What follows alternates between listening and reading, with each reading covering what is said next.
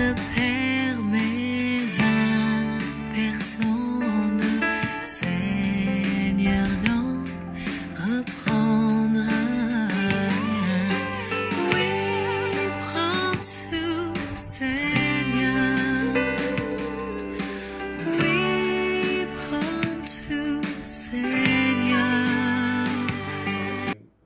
Immense joie que je vis ce laps de temps en votre compagnie autour de la parole de Dieu. Puisse l'Éternel Dieu dans sa grâce, à travers ce petit partage, bénir chacun de nous au-delà de nos attentes. Le thème que je vous propose ce matin, c'est « Demeurons et marchons dans la lumière ». La fois passée, je me suis entretenu avec vous sur une des multiples présentations imagées du Seigneur Jésus, à savoir « Jésus, la lumière du monde ». Cette déclaration qui constitue une trilogie avec deux autres qui sont Jésus, le pain de vie, et Jésus, la source d'eau vive. En substance, j'ai souligné que ces trois images étaient bien connues de l'auditoire juif de Jésus, qui d'ailleurs, à travers celles-ci, ces images ou symboles, gardait les souvenirs des délivrances, de la protection, de la provision et de la direction divine pendant 40 ans de leur histoire passée dans le désert en marche vers la terre promise. Si ces éléments leur ont été utiles et indispensables, Christ l'est plus pour eux, car la satisfaction qu'il accorde est pour l'éternité, donc nettement meilleure à la satisfaction historique dont il tentait de garder les souvenirs. Revenant à la considération de Jésus, la lumière du monde, je voudrais en ces moments précis, maintenant, nous inviter d'aller au-delà de la simple connaissance à l'expérimentation d'une vie dans la lumière, celle de marcher et de demeurer dans la lumière, sinon de demeurer et de marcher dans la lumière, comme je l'annonçais, demeurons et marchons dans la lumière. Trouvons un passage biblique, 1 Jean chapitre 1, le verset 1 à 7. Je lis, « Ce qui était dès le commencement, ce que nous avons entendu, ce que nous avons vu de nos yeux, ce que nous avons contemplé et que nos mains ont touché concernant la parole de vie. Car la vie a été manifestée et nous l'avons vue, et nous lui rendons témoignage. Et nous vous annonçons la vie éternelle qui était auprès du Père et qui nous a été manifestée. Ce que nous avons vu et entendu, nous vous l'annonçons à vous aussi, afin que vous aussi vous soyez en communion avec nous. Or, notre communion avec le Père et avec son Fils Jésus-Christ. 4. Et nous écrivons ces choses afin que notre joie soit parfaite. La nouvelle que nous avons apprise de lui et que nous vous annonçons, c'est que Dieu est lumière et qu'il n'y a point en lui de ténèbres. Si nous disons que nous sommes en communion avec lui et que nous marchons dans les ténèbres, nous mentons et nous ne pratiquons pas la vérité. Mais si nous marchons dans la lumière, comme il est lui-même dans la lumière, nous sommes mutuellement en communion et le sang de Jésus, son Fils, nous purifie de tout péché. Jean nous parle de son expérience. Il rapporte son expérience personnelle avec Christ, qu'il avait vu, entendu et touché. Lui, avec tous les apôtres, rend ce même témoignage de l'incarnation de la parole éternelle de Dieu. Il parle de l'incarnation du Fils de Dieu, Jésus-Christ, par qui nous sommes sauvés et par qui nous sommes en communion avec le Père. Il dit ici, Dieu est lumière et il n'y a aucune trace de ténèbres en lui. Pour être en phase avec Dieu, une chose s'impose à nous, c'est de marcher dans la lumière. Ainsi, Jean invite ses lecteurs. Mais si nous marchons dans la lumière, comme il est lui-même dans la lumière, nous sommes mutuellement en communion. Et le sang de Jésus, son Fils, nous purifie de tout péché. 1 Jean 1,7. Cela est important. Ceci dit, nous comprenons que pour être en communion avec Dieu, nous devons marcher dans la lumière. Demeurer en Christ, marcher en Christ. La parole de Dieu doit devenir la boussole de notre vie, afin qu'il n'y ait rien que nous fassions qui soit en contradiction avec les plans de Dieu pour nous. Jean dit, la nouvelle que nous avons apprise de lui et que nous vous annonçons, c'est que Dieu est lumière et qu'il n'y a point en lui de ténèbres. Si nous disons que nous sommes en communion avec lui et que nous marchons dans les ténèbres, nous mentons et ne pratiquons pas la vérité. Jean exprime ici ce qu'il a reçu, ce qu'il a vu, ce qu'il a en Christ qui nous permet d'être en communion avec Dieu.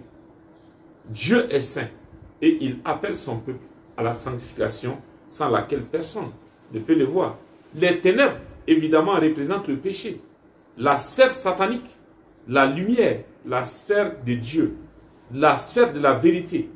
Et le psalmiste David nous révèle dans le psaume 119, verset 105, « Ta parole est la lampe à mes pieds et une lumière sur mon sentier. » Dieu étant la lumière, Dieu étant le Dieu de la vérité, le Dieu de la vie, conduit son peuple, conduit les hommes à son admirable lumière. Et cette conduite, cette direction est assurée par sa parole. La parole, une lumière, une lampe à nos pieds et une lumière sur notre sentier pour nous permettre de savoir où aller, comment aller, que faire et que ne pas faire. Le Christ, la parole de Dieu, la lumière du monde, nous montre ce que nous avons besoin de mettre en ordre dans notre vie, que ce soit des petites ou des grandes choses. Devant Dieu, une désobéissance est une désobéissance. Un péché est un péché. Donc, cela est important pour nous. Si Christ est la lumière du monde, c'est par lui que nous entrons en communion avec Dieu. Christ est là pour nous connecter à Dieu. Et c'est ce que Jean a expérimenté, que Jean exprime, comme tous les autres disciples. Et en parlant de marcher et de demeurer dans la lumière, nous nous rendons compte d'où nous venons et ce que nous avons obtenu. En devenant chrétien, une transformation merveilleuse s'est effectuée dans nos vies quand nous avons cru à l'évangile. Nous nous sommes repentis de nos péchés. Dieu ne nous voit plus comme étant des pécheurs, mais il nous voit comme des pécheurs pardonnés en Christ. Il nous voit comme ses enfants. Donc, en ce sens, nous avons reconnu Christ comme sauveur et Seigneur de notre vie. Désormais, Christ est le maître de nos vies. C'est lui qui dirige nos vies. Et c'est lui qui garde nos vies. Il nous a retirés du domaine des ténèbres. Nous sommes affranchis des ténèbres, du péché. Et il nous a ramenés dans le royaume de la lumière. À Dieu seul soit la gloire. Christ a opéré ce grand changement pour nous. Il nous a tirés des ténèbres pour nous mettre dans le royaume de la lumière. Nous sommes du royaume de la lumière. Et comme Église de Jésus-Christ, nous sommes mis à part par Dieu pour lui appartenir, pour être en connexion avec lui, pour être sa résidence. Nous sommes le temple du Saint-Esprit. Christ, la lumière du monde, est venu habiter en nous, de sorte que rien ne saurait se comparer à nous aux yeux de Dieu. Si Dieu nous voit, il voit Christ en nous. Si Dieu nous voit, il voit le sang de Christ versé pour nous. Si Christ nous voit, Dieu nous voit, il nous voit en Christ, vainqueur de la mort, vainqueur du péché. Puisse cela être une réalité dans nos vies. C'est pourquoi nous devrons comprendre en tant qu'enfants de Dieu, disciples de Jésus-Christ, les responsabilités qui nous incombent en tant qu'enfants de Dieu, en tant que disciples de Christ, ceux en qui Christ vit. Dans Colossiens chapitre 1, le verset 12 à 14, l'apôtre Paul exhortait les Colossiens, tout comme je le ferai à sa suite pour vous. Rendez grâce au Père qui vous a rendu capable d'avoir part à l'héritage des saints dans la lumière. Rendez grâce au Père qui vous a rendu capable d'avoir part à l'héritage des saints dans la lumière, qui nous a délivrés de la puissance des ténèbres et nous a transportés dans le royaume du Fils de son amour, en qui nous avons la rédemption, la rémission des péchés. Vous voyez ce qui est fait pour nous. Nous sommes du royaume du Fils, du royaume de son Fils d'amour, celui-là par lequel nous avons la rédemption, la rémission des péchés. Cela vaut une reconnaissance à Dieu. Notre engagement à refléter l'image du Fils, à demeurer dans le Fils et à vivre avec le Fils honore Dieu, parce que c'est pour cela que Dieu a donné le Fils. L'implication et les choses qui sont attendues de nous en tant que disciples de Christ, premièrement, chacun d'entre nous doit comprendre qu'il est attendu de lui une marche dans l'amour. Marcher dans l'amour est la chose attendue des enfants de Dieu. Nous devons aimer les autres comme le Sauveur nous a aimés, de manière sacrificielle. Nous n'avons rien donné à Christ avant qu'il ne se donne à la croix pour nous. Et la parole de Dieu nous enseigne dans Romains 5:8 que lorsque nous étions impies, des infidèles, que Christ est venu mourir pour nous. C'est là par amour, pour exprimer l'amour de Dieu pour nous. Et en cela, Éphésiens chapitre 5, le verset 1 à 2, l'apôtre Paul disait ceci: devenez donc des imitateurs de Dieu, comme des enfants bien-aimés, et marchez dans l'amour, à l'exemple de Christ qui nous a aimés et qui s'est livré lui-même à Dieu pour nous comme une offrande et un sacrifice de bonne odeur. Soyons disciples de Jésus-Christ, aimons d'une façon sacrificielle à l'exemple de Christ. Il nous a aimés et s'est livré lui-même à Dieu pour nous. Et dans 1 Jean chapitre 4, le verset 20 à 21 nous dit ceci: si quelqu'un dit j'aime Dieu et qu'il haïsse son frère, c'est un menteur. Car celui qui n'aime pas son frère qu'il voit, comment peut-il aimer Dieu qui ne voit pas? Et nous avons de lui ce commandement que celui qui aime Dieu aime aussi son frère. Mais bien aimés, notre responsabilité première, c'est d'être des hommes et des femmes qui aiment les autres autour d'eux de la manière du Christ. La deuxième chose, demeurer et marcher dans la lumière, c'est de nous abstenir du péché. Nous devons nous abstenir du péché. Les chrétiens ne sont pas parfaits. Nous ne sommes pas parfaits. Mais nous ne devrons pas avoir comme marque de vie de péché. Nous ne devrons pas pratiquer les œuvres des ténèbres là tout le temps. Éphésiens chapitre 5, le verset 3 à 7 dit que l'impudicité, qu'aucune espèce d'impureté et que la cupidité ne soit même pas nommée parmi vous.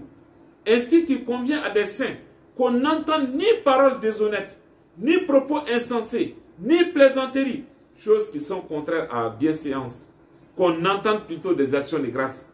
Car sachez-le bien, aucun impudique ou impur ou cupide, c'est-à-dire idolâtre, n'a d'héritage dans le royaume de Christ et de Dieu. Que personne ne vous séduise par de vains discours, car c'est à cause de ces choses que la colère de Dieu vient sur les fils de la rébellion.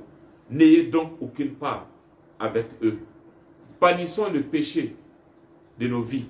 Chaque fois que nous nous rendons compte que nous allons au-delà de la voie traversée par Dieu, venons à lui, demandons-lui pardon et évoluons avec lui. Une troisième chose qui nous incombe, cherchons toujours à plaire à Dieu. Éphésiens chapitre 5, verset 8 à 17. Nous lisons uniquement les trois premiers versets, 8, 9, 10, 11, 4.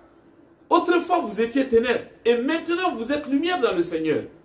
Marchez comme des enfants de lumière, car le fruit de la lumière consiste en toutes sortes de bonté, de justice et de vérité. Examinez ce qui est agréable au Seigneur et ne prenez point part aux œuvres infructueuses des ténèbres, mais plutôt condamnez-les. Bien-aimés, approprions-nous les conseils de la parole de Dieu. Demeurons, marchons dans la lumière. Demeurer et marcher dans la lumière, c'est ce que la parole de Dieu nous recommande.